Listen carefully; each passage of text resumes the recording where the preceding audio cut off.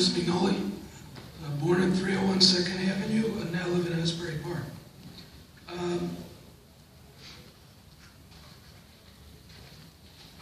I always feel like when I come here, it reminds me of my growing up in Long Branch. There always seemed to have been a lot of great things going on, especially the ocean, the sunshine, family life, religion, and school. But then there always seemed to be the other side. Corruption, violence, drugs, perversion, sex, all kinds of horrible things. And so I was just wondering if this council is aware of the FBI reporting system for New Jersey, which is all, just reported crime, by the way, all crime, FBI tracks, especially violent crime, and then it's input with local police departments.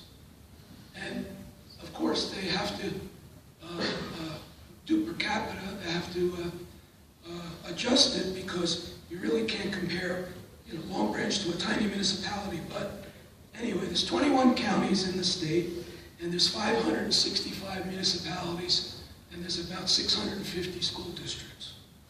So if you focus on the crime aspect and the current data, and you track it over the last 10 years, the only two cities in Monmouth County are Long Branch and Asbury.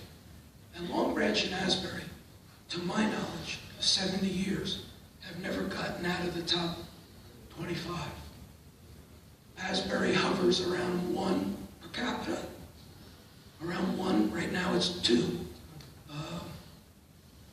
I think Camden's number 1. Asbury's number 2.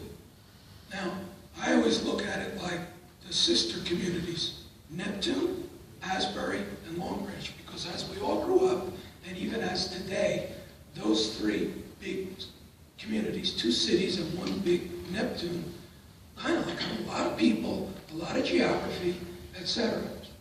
But to the surprise of everyone, you have Asbury, of 565 municipalities, ranked the 2nd most violent, dangerous.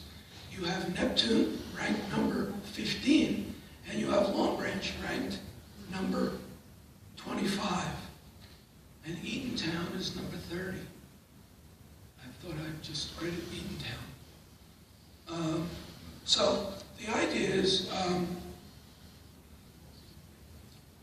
one of the things that people who study this and who investigate it, who report on it, who write about it, people like myself tend to be a little bit active. We like to look at things other than just say, well, it's this group's fault or it's that neighborhood's fault. Let's start to look at the government, and let's start to look at law enforcement, and let's start to look at judicial, and let's look at other things like religious services and teachers, etc.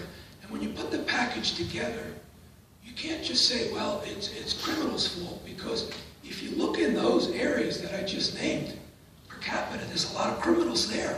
I mean, if somebody is interested in crime by police, why, you could enjoy the paper every day. It just doesn't seem to stop. I mean, sex crimes, stealing, violent crimes, corruption, abuse, etc., drunkenness, killing people with cars, drugs, etc. And I'm talking about Long Branch, Asbury, and Neptune, because they're like the crescendic communities that, I mean, what do they say? Who's watching the police? Who's watching the court? Who's watching the government? Because if you really are born here and live here a long time, there's a lot of crime.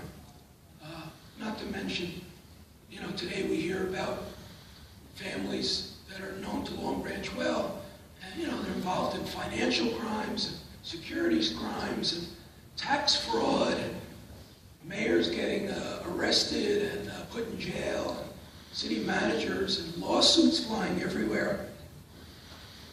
I'm almost done.